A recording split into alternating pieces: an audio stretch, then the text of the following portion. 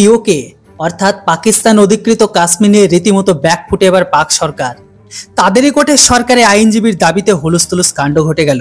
ভারতের লোকসভা ভোটের মধ্যে রীতিমতো ব্যাকফুটে পাকিস্তান সরকার। পাক অধিকৃত কাশ্মীর নিয়ে ঢোক গেল আবার পাকিস্তান সরকার। ইসলামাবাদ হাইকোর্ট জানিয়ে দিল পাক অধিকৃত কাশ্মীর তাদের অঞ্চল নয়, বরং এটা বিদেশের অঞ্চল।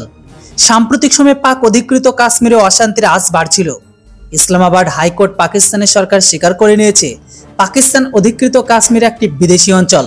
পাকিস্তানের অতিরিক্ত অ্যাটর্নি জেনারেল আদালত বলে দিয়েছে যে কাশ্মীর কবি ও সাংবাদিক আহমেদ ফারাদ শাহ পিওকেতে পুলিশের হেফাজতে রয়েছে। তাকে একটি বিদেশি জমিতে পিওকে হিসেবে ইসলামাবাদ হাইকোর্ট হাজির করানো যাবে না, যা পাকিস্তানের এখতিয়ারের অধীনে আসেই না। পাকিস্তানের গোয়েন্দা সংস্থাগুলো অনুমান রাওয়ালপিন্ডি থেকে তাকে অপহরণ করেছে। তার স্ত্রী তেমনটাই দাবি করেছে। স্ত্রীর দায়ের করা মামলায় শুনানির সময় পাক অধিকৃত কাশ্মীর কোনো এলাকার অন্তর্গত তা জানতে চায় পাকিস্তানি সরকারের কাছে, কারণ গত 2 সপ্তাহ ধরে নিখোঁজ রয়েছে পাকিস্তানের কবি ও সাংবাদিক আহমেদ ফারাদ শাহ। গত 2 সপ্তাহ ধরে নিখোঁজ তিনি। পাকিস্তান অধিকৃত পাকিস্তানের পুলিশ তার বিরুদ্ধে 2টি মামলাকে দায়ের করেছে।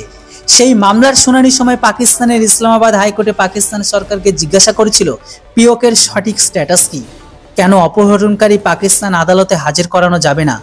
এই প্রশ্নের উত্তর দিতে গিয়ে পাকিস্তান সরকার জানিয়েছে পিওকে একটি বৈদেশিক অঞ্চল, পাকিস্তানের অবিচ্ছেদ্য অংশ নয়।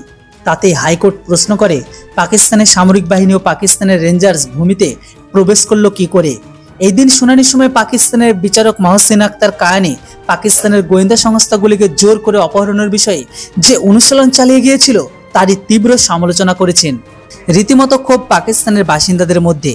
এক আইনজীবী জানিয়েছে সরকারি আইনজীবী ও পাকিস্তান সরকারের এই দাবি নিয়ে অনেক প্রশ্ন উঠেছে, কারণ আজাদ কাশ্মীর যদি পাকিস্তানে না হয় তাহলে সেখানে পাকিস্তানের সেনা মোতায়েন করা হলো কি করে। বন্ধুরা, বাকিটা আপনাদের সামনে জলের মতো পরিষ্কার। পিওকে ভারতের অবিচ্ছেন্ন অংশ ছিল, আছে আর থাকবে। যেটা হোক, সময়ের অপেক্ষা ভারতে যুক্ত হওয়ার জন্য। আপনাদের কি মতামত সেটি অবশ্যই কমেন্ট বক্সে লিখে জানান। Thanks for watching. Jai Hind, Vande Mataram.